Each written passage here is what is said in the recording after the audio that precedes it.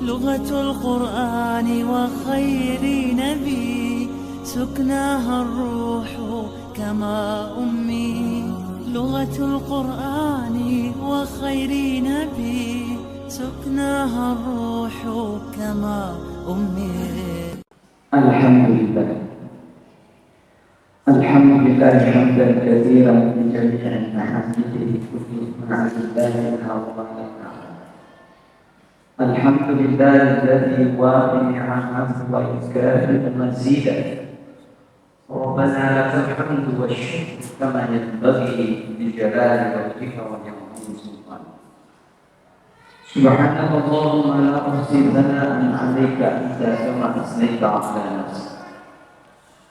أشهد أن لا إله إلا الله وحده لا شريك له إكراما بربوبيته وإكراما لمن جحد به وكفر. وأشهد أن سيدنا ونبينا محمدا عبده ورسوله وصفيه وخليله خير نبي أرسله الله إلى العالم كله بشيرا ونذيرا. اللهم صل وسلم وبارك على سيدنا محمد وعلى آل سيدنا محمد صلاة وسلاما دائمين متلازمين إلى يوم الدين. وأوصيكم أيها المؤمنون ونفسي المذنبة بتقوى الله تعالى وأوصيكم وإياي على طاعته واستغفروا بالذي هو خير.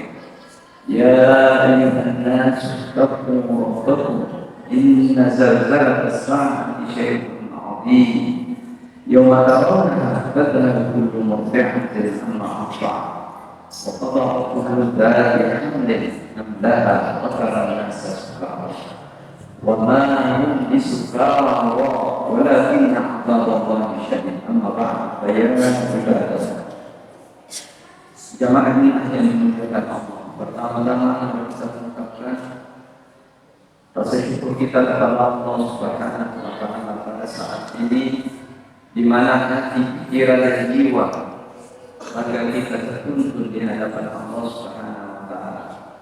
Kita kembali hadir di masjid ini untuk melakukan kewajiban kita sebagai seorang muslim yang wajib hukumnya melakukan ibadah Jumat.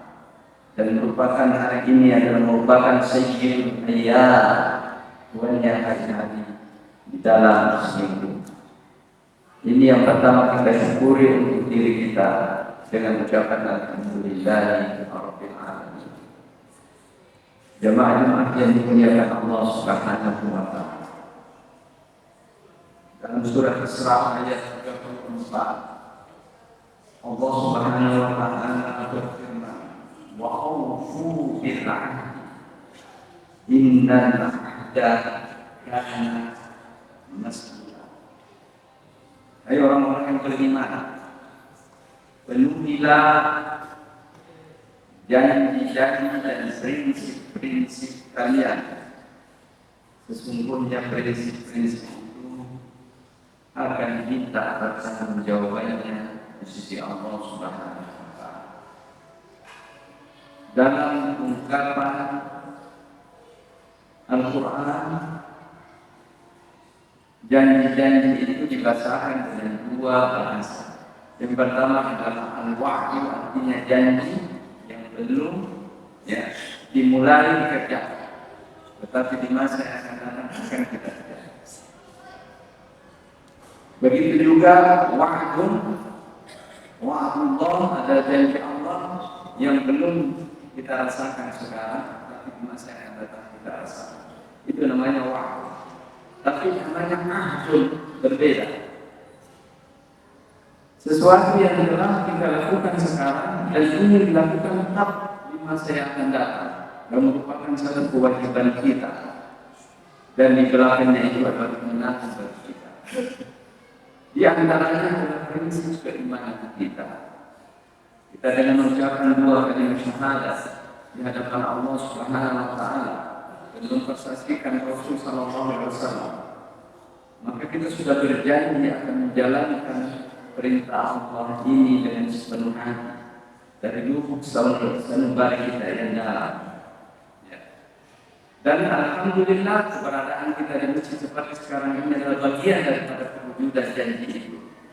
Tetapi janji itu masih terus akan kita lakukan sampai hanya kita berada selama hidup di kandung badan, terus akan kita lakukan. Itu namanya ahdul. Ahdul juga merupakan satu prinsip-prinsip atau nilai-nilai yang kita ungkapkan kepada Allah Subhanahu wa taala bahwa itu akan terus kita pegang, yaitu nilai-nilai keimanan, nilai-nilai keislaman, dan pengakuan kita terhadap kebenaran nilai-nilai Islam itu yang ada di dalam diri kita. Ada janji kita kepada Allah. Ada masanya harus dipertajam, ada masanya harus diperjelas. Ketika kita mengaku bahwa kita adalah umat Nabi besar Muhammad SAW, maka perilaku-perilaku yang diajarkan oleh Nabi yang belum kita lakukan itu sudah ada janji di dalam hati bahwa kita akan penuhi di masa yang akan datang. Dan untuk itu Allah Subhanahu wa taala meminta pada umat mukmin untuk melakukannya, melaksanakannya. Wa'ufu bil ahdi, penuhilah prinsip-prinsip itu, janji-janji itu, tatanan-tatanan itu. Innal 'abda kana mas'ula, ini akan diminta pertanggungjawaban. Tentu pertanggungjawaban yang dimaksud di sini tiada lain adalah yang mampu dilakukan oleh manusia. Ittaqullah mastata'tum, bertakwalah kepada Allah sesuai dengan kemampuan kata Rasulullah. Di dalam Al-Quran dikatakan la yukallifullahu nafsan illa wus'aha. Seseorang itu tidak dibebani sesuai dengan yang mampu dia kerjakan. Namun kemampuan itu tentu tidak berada dalam koridor kemalasan dan senantiasa merasa terbatas, tetapi maksimal dilakukan seseorang untuk memenuhi janjinya, maka Allah ampuni sisa. Allah Maha Penyayang dan Maha Pengampun. Apabila usia muda kita ini kita manfaatkan untuk banyak beribadah kepada Allah, kita manfaatkan banyak melakukan janji-janji kita kepada Allah. Suatu saat kekuatan yang diberikan oleh Allah berkurang, kita diuji dengan sakit, dengan keterbatasan dan seterusnya. Tetapi janji itu masih tetap harus kita penuhi, maka Allah Subhanahu wa taala mengampuni hal-hal seperti ini. Innallaha ghafurur rahim. Setiap kali ada ayat-ayat yang menegaskan tentang kewajiban-kewajiban itu ditutup innallaha ghafurur rahim. Sesungguhnya Allah Maha Pengampun, Allah Maha Bijaksana, Allah Maha Penyayang, Allah Maha Lemah Lembut. Betapa sayangnya Allah pada umat manusia ini, menginginkan seluruh manusia ini kalau bisa bahagia dunia dan akhirat. Akan tetapi apa yang terjadi di antara manusia, ada yang tidak mau menyatu dan bersatu padu dengan perintah keutamaan Allah. Maka Allah Subhanahu wa taala memberikan ganjaran kepadanya sesuai dengan perbuatannya. Salah satu di antara yang perlu dipenuhi juga tidak hanya janji-janji kita akan prinsip-prinsip itu tentang kewajiban-kewajiban kita dan ketaatan-ketaatan kita, tetapi kita juga perlu memenuhi dan menjaga hal-hal yang bersifat apa yang sedang kita kerjakan dan sementara kita kerjakan atau telah kita kerjakan untuk tidak diketahui oleh semua orang secara umum. Yaitu rahasia. Allah Subhanahu wa taala bersifat sattar, artinya Maha menutup aib, Maha menutup perilaku manusia. Ketika manusia di dalam ketaatan kepada Allah ada ketidakjujuran, di dalam menjalankan prinsipnya ada keterbatasan. Tidaklah keterbatasan dan tidaklah satu hal yang tidak dapat dikerjakan dengan baik ataupun kesalahan itu pantas untuk diketahui semua orang. Tidak. Allah Subhanahu wa taala menutupi aib-aib hamba, menutupi dosa-dosa hamba. Andai Allah Subhanahu wa taala membuka seluruh kesalahan-kesalahan dilakukan oleh manusia, maka tidak ada orang baik di depan orang baik. Semuanya akan buruk, ya, di depan orang-orang baik. Tetapi alhamdulillah semuanya ditutupi oleh Allah Subhanahu wa taala yang Maha Taala. Oleh karena itu, sifat-sifat inilah Allah juga meminta kepada kita agar bersifat serta mana dan selalu untuk menutupi kesalahan-kesalahan atau aib-aib yang ada pada diri kita dan pada orang lain. Ketika kita melihat bahwa ada saudara kita melakukan satu kesalahan, apakah itu berkenaan dengan kesalahan tanggung jawab atau akhlak, maka kita yang melihat sebaiknya jangan memberitahu kepada siapa-siapa. Sebaiknya kita yang tahu jangan kita pindahkan atau istilah sekarang share ke tempat lain. Kenapa? Karena kita berdoa mudah-mudahan dia diampuni oleh Allah dan dia menyadari kesalahannya. Dan mudah-mudahan dia berubah menjadi orang yang sebaik-baik orang besar dalam bertobat kepada Allah. Maka dia tidak ada lagi, ketika dia bertobat tidak ada lagi kesalahannya di sisi Allah Subhanahu wa taala. Dan apabila ada yang men-share, ada yang memindah kepada orang lain ini, maka kesalahan itu ada pada orang lain sebenarnya dia dengan Allah sudah ditutupi. Begitu juga kepada diri kita. Kita sebagai manusia ini pasti banyak mengalami kesalahan, kekurangan dan kehilafan dalam hidup. Di masa yang lalu, orang yang berusia 50 sekarang ada masa lalunya 20 tahun yang lalu. Ada masa lalunya 10 tahun yang lalu. Ada yang 15 tahun yang lalu. Sesuai dengan usia yang diberikan.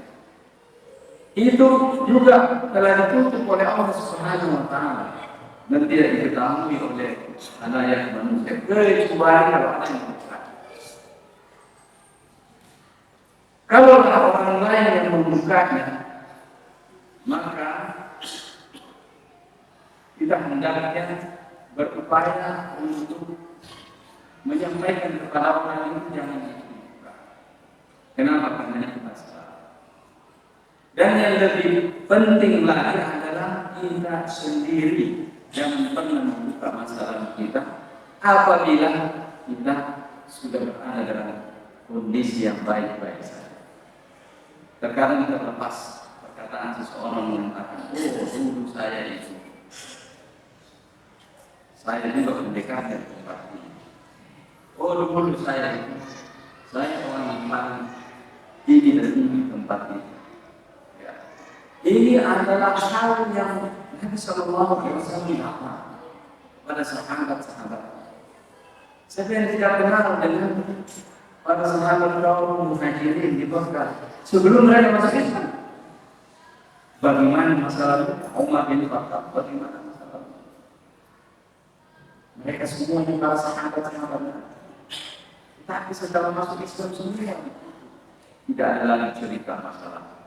Yang ada sekarang wahyu bil ahdi, penuhi janji kepada Allah.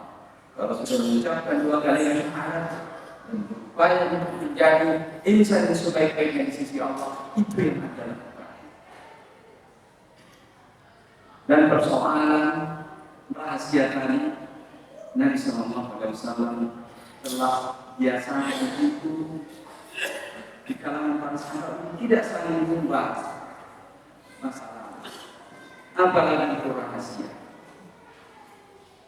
Ada sedikit cerita hadis di mana suatu saat Rasulullah SAW duduk bersama keluarganya, Nabi duduk bersama keluarganya, istri-istri Nabi ada di situ. Kemudian tiba-tiba datanglah putrinya Nabi SAW, Fatimah Zahra. Diceritakan di dalam hadis riwayat Bukhari bahwa jalannya bagaikan jalannya Rasulullah, langkah kakinya bagaikan langkah kaki Rasulullah SAW. Maka Nabi mengatakan, marhaban ya ibnati, selamat datang hai putriku. Kemudian disebutkan di sebelah kanannya. Para istri Nabi kemudian, dan di situ ada Aisyah radhiyallahu ta'ala. Kemudian tiba-tiba Nabi SAW berbisik di telinganya. Maka apa yang terjadi? Menangislah Fatimah tersebut. Kemudian Nabi lagi berbisik kepadanya. Kemudian Fatimah tersenyum-senyum. Ya pasti yang ada di sekitarnya itu bertanya-tanya, ini ada apa? Maka setelah Fatimah berlalu, Nabi SAW berlalu dari tempat itu, kemudian Aisyah berkata, wahai putriku, bisa apa gerangan yang dibisikkan Nabi kepada? Kata Fatimah, saya tidak akan buka rahasianya Rasulullah SAW sampai kapan pun selama Rasulullah SAW katakan. Kemudian kisah berikutnya adalah ketika Rasulullah SAW Aisyah itu ingat itu kejadian itu. Wah ini kalau sudah wafat, saya harus tanya. Ada rahasia di keluarga ini yang tidak bisa, belum saya ketahui, harus saya ketahui. Dan ingat rahasia itu ada yang sifatnya terbatas, keluarga boleh ketahui. Ada yang rahasia boleh diketahui oleh umum. Ada yang sama sekali tidak boleh diketahui oleh siapapun. Ada yang cukup suami istri saja yang tahu. Baik. Kemudian Fatimah berkata, karena Rasulullah SAW telah wafat, tidak berapa lama setelah Rasulullah wafat, 1-2 hari. Sekarang saya berkata, bisikan pertama Nabi kepada saya bahwa hai putriku, aku mendapat pengetahuan bahwa ajalku sudah dan orang yang paling cepat menyusul kepada kamu. Ya. Maka Fatimah menangis kenapa? Menangis bukan karena ajalnya juga sudah dekat. Bedanya ajal Rasulullah SAW dengan Nabi cuma 6 bulan. 6 bulan setelah Nabi meninggal, wafat juga Fatimah. Disebabkan karena Nabi sebentar lagi meninggalkannya. Itu yang membuat. Kemudian dibisiki lagi. Setelah dibisiki dia tersenyum. Yang kedua itu, hai Aisyah, Nabi mengatakan, tidakkah kamu ingin menjadi tuan putri dari seluruh putri-putri yang ada di surga, putriku? Maka dia tersenyum.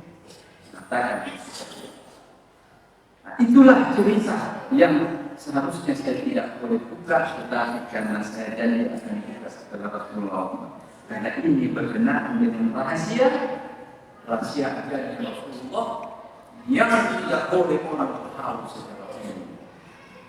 Kita bertobat sudah hapus. Jangan dicerita lagi sehingga ada lagi catatannya. Malaikat ini melihat ini. Kenapa masih ada catatan sementara Allah sudah mengampuni. Aku lupa lihat. Wassalamualaikum li wa lakum fa yaqulu mustaghfirina fastaghfiruhu yaghfirullahu li wa lakum astaghfirullah.